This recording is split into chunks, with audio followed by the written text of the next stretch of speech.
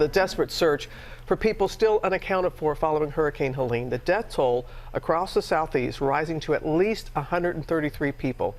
In some communities, drinking water is scarce and gas is in short supply. Just look at that long line in hard-hit Asheville, North Carolina. And that's where our Faith Abube is for us this morning. Good morning, Faith.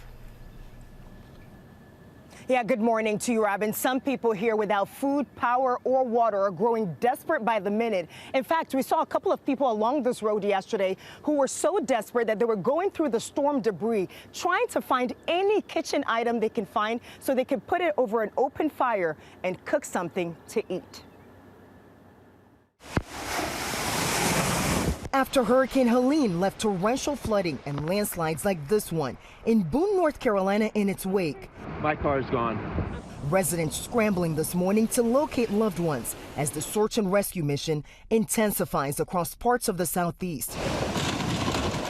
The collision of these two homes among the horrific and widespread destruction across 6 states.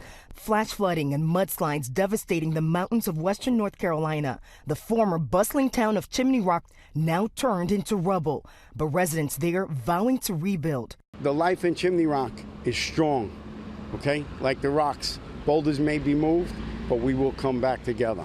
Survivors of the storm growing more desperate for food and water since Helene barreled through. We haven't had power, water, very low on food. Gas lines a mile long. We are continuing to ramp up pushes of commodities, particularly water and MREs, as well as fuel and other resources into the impacted communities. Hundreds still unaccounted for, like Julie LaRoe. If anybody's seen her or knows anything, please let somebody know. She and her fiance, John Norwood, sought shelter at a neighbor's house when Helene hit, but a mudslide took out the home. We looked outside and there was a 30-foot tall wall of water and rocks and tree debris just coming at us, and it just knocked the house straight down with all of us in it, and we all got washed down river. John's legs crushed by ceiling rafters. Rescuers using a pulley to bring him to safety over rushing floodwaters.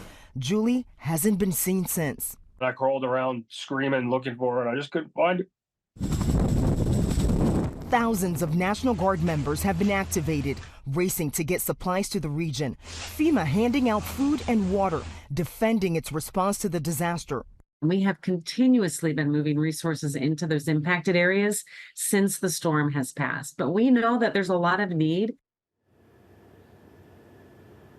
And Robin, we know the Air National Guard has been working with FEMA. They've brought in more than 100,000 pounds of food and water. They know they need more as quickly as possible. They also plan to open more distribution centers for people who are cut off. In the meantime, President Biden is expected to touch down in North Carolina tomorrow to survey the damage. Robin. The need is so great in that area. Faith, thank you.